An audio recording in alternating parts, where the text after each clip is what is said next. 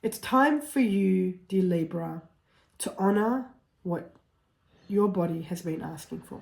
I was just having a conversation here on the live and going into the issue that I feel for the Librans at the moment, and has been the case for quite some time, is filling up that plate, trying to get through whatever it is that you're going through. Let me just get through this. I've got to get through this part.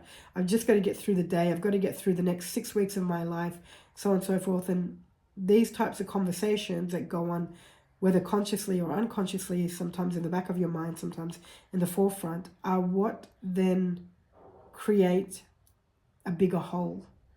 And you'll find yourself digging a bigger hole.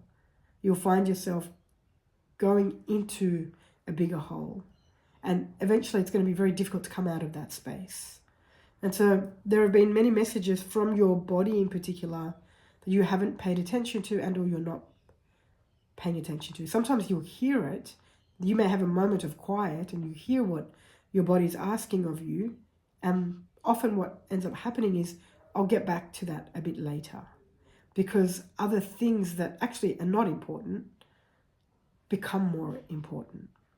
And so I want to say again for the Librans, maybe for the 100th time this week, I feel like I've said it, listen to what your body is asking for.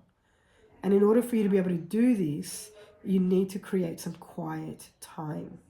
Now, in listening to what your body's asking for, then the next piece is you've got to follow through with what your body is asking for.